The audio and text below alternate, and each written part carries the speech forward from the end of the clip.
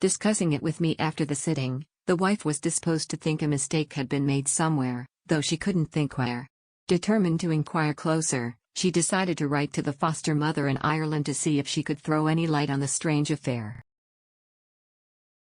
It was some weeks before she received a reply to her letter and, reading between the lines, I thought the interval might well have been spent by the writer in wrestling with her conscience as to the propriety of revealing a confidence. She told us that the brother's existence, he had been reared in some other foster family. There was no mention of the real parents, had been kept a closely guarded secret from the moment of his birth.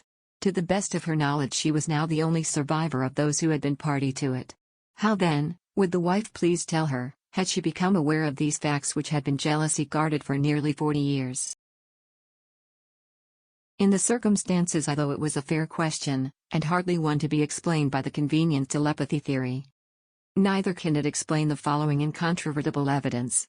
A lawyer from the Commonwealth was on a world tour, and during an extended stay in this country he heard me at various meetings, including one at the Albert Hall. He reached the conclusion that I had planted people in the audience, incidentally thereby opening up endless demands for blackmail. He decided to prove his theory by having a private sitting with me. His mother, who had passed over many years before, told him of 2 children she had with her, both of whom were born and died before his own birth. He vehemently denied it, insisting that he had been an only child, but his mother was equally as insistent. He was sufficiently intrigued to write to the registrar of births and deaths in his parents' hometown, some 500 miles from where he was living. To his astonishment, 2 certificates, one of a boy and the other a girl, were sent to him.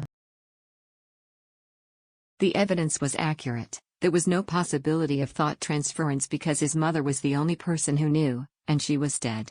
He was finally convinced, and published the details in a book he subsequently wrote.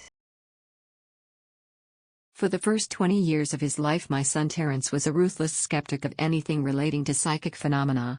Many times I heard him maintain that I would never succeed in convincing him. I knew that I could easily have done so had I wished, but I preferred that he should come to spiritualism without any prompting from me.